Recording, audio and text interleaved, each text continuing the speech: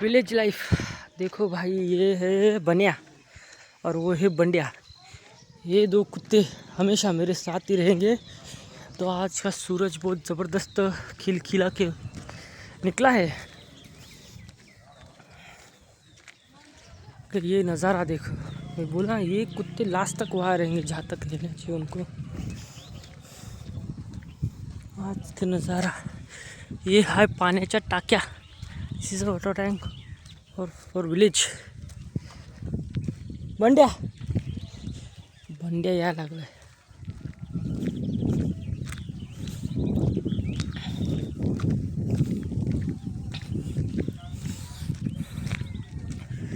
ही स्मशानभूमी आहे गावामध्ये।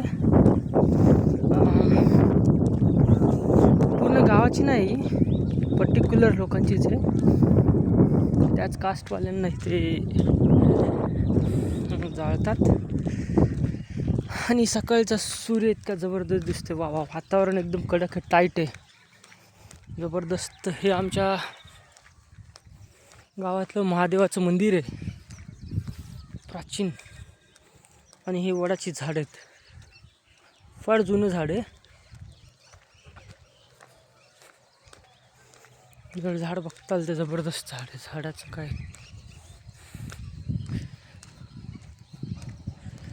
कामच नाही। आणि हे जे खाली दिसते हे आमच्या अंबाबाईचं कळूळ आहे।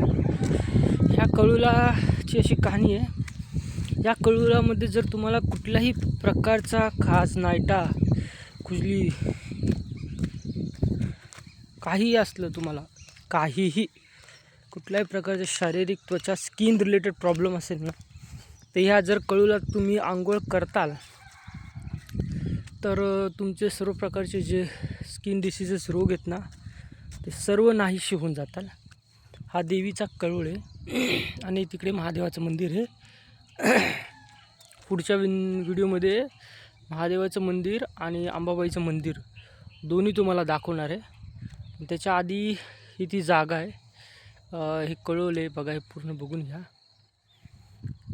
आणि ह्याची एक आख्यायिका अशी आहे की हे जे कमळाचे फूल आहेत, जे हे फूल ह्या गावाच्या बाहेर आजपर्यंत गेले नाही। अगर कोणीही प्रयत्न केला जर हे जे कमळाचे फूल गावाच्या बाहेर घेऊन जायला, तर ते पॉसिबल नाही आहे। कारण की खूप साऱ्या अशा स्टोऱ्या गावात हे झाल्यात, तर कोणी हिंमतही करत नाही की याला गावाच्या बाहेर घेऊन जायला। कारण की त्यांना कुठल्याही प्रकारचे प्रॉब्लेम फेस करायला लागतात, त्यामुळे कोणीही घेऊन जात नाही।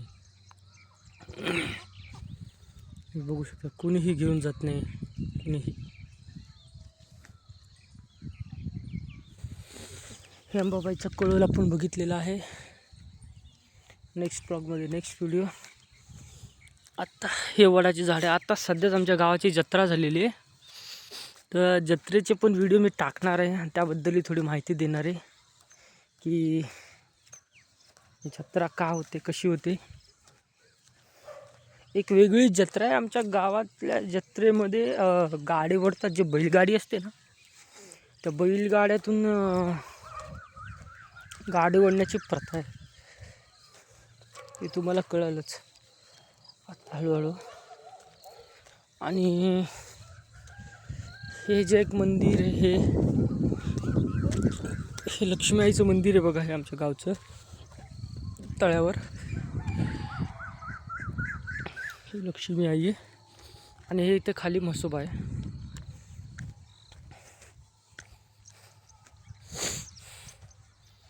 हे इथे म्हसोबा आहे,